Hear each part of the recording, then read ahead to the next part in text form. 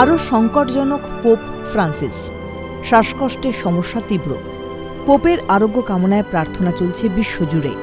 যৌবনেই ফুসফুসের একাংশ নষ্ট হয়েছিল পোপ ফ্রান্সিসের, ফলে তাঁর সুস্থ হয়ে ওঠার সম্ভাবনা কম বলেই মনে করা হচ্ছে। এই অবস্থায় পোপের মৃত্যু হলে কি করণীয়? রীতি রেওয়াজই বা কি? কোন পদ্ধতিতেই বা বেছে নেওয়া হয় নতুন পোপ? ভ্যাটিকান সূত্রে খবর, প্রাচীন রোমের রীতি মেনে একগুচ্ছ রীতি পালন করতে হয়। ভ্যাটিকানের বর্ষিয়ান আধিকারিক ক্যামেরলেঙ্গো পোপের মৃত্যুর খবর নিশ্চিত করেন। প্রথা অনুযায়ী পোপকে তাঁর ব্যক্তিগত চ্যাপেলে প্রথম দেখতে যান ক্যামেরলেঙ্গো।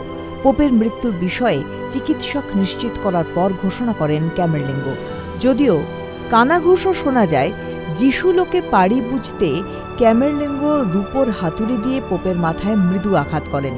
যদিও ভ্যাটিকান আগাগোড়া এই অভিযোগ অস্বীকার করেছে। যখন দেখা যায় পোপ সারা শব্দ দিচ্ছেন না, তখনই মৃত্যুর ব্যাপারে নিশ্চিত হওয়া যায়। এরপরে প্রথা মেনে শুরু হয় পোপ নিয়োগের সরকারি নথিপত্র বিকৃত বা নষ্ট করে দেওয়া। বোঝানো হয় পোপের জামানা শেষ। এরপর পোপের মৃত্যুর খবর কলেজ অফ কার্ডিনালসকে জানান ক্যামেরলেঙ্গো। ভ্যাটিকানের তরফে সরকারিভাবে বিবৃতি দিয়ে মৃত্যুর খবর বিশ্বকে জানানো হয়। পোপের মৃত্যুর খবর সামনে আসার পর প্রাচীন রোমের রীতি মেনে শুরু হয় শোক পালন। জাতীয় শোক ঘোষণা করে ইতালিও।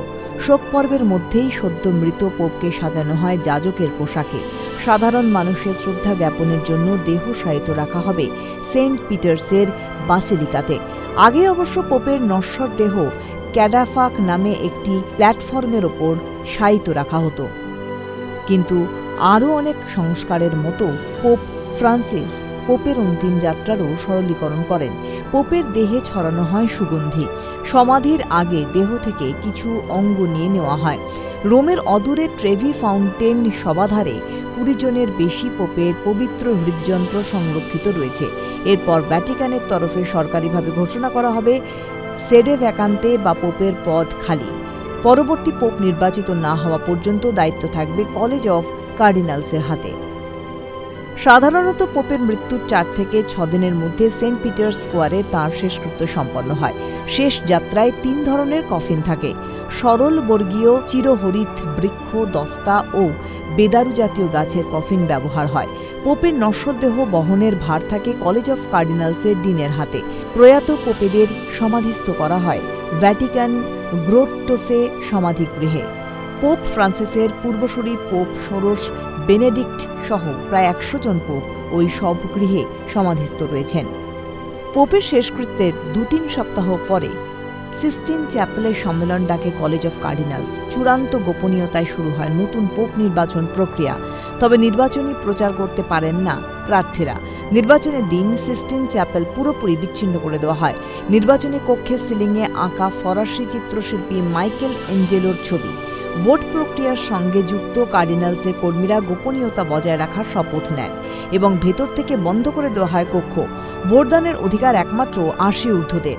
ব্যালটে প্রার্থীদের নাম লিখে জমা একটি নির্দিষ্ট পাত্রে ফেলতে হয়।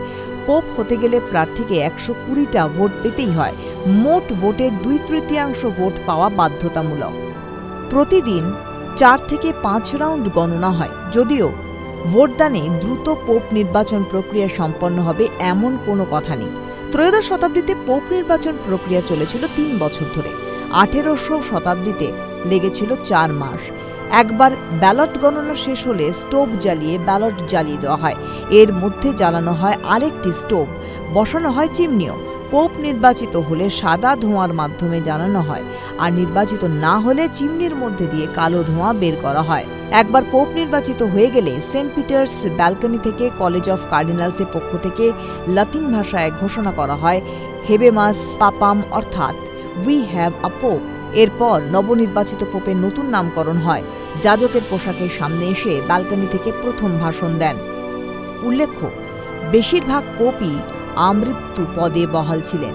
600 বছরের ইতিহাসে একমাত্র ব্যতিক্রম পোপ ফ্রান্সিসের পূর্বসূরি পোপ ষোড়শ বেনেডিক্ট। শারীরিক কারণে 2013 সালে পোপের পদ থেকে পদত্যাগ করেছিলেন তিনি। Calcutta news.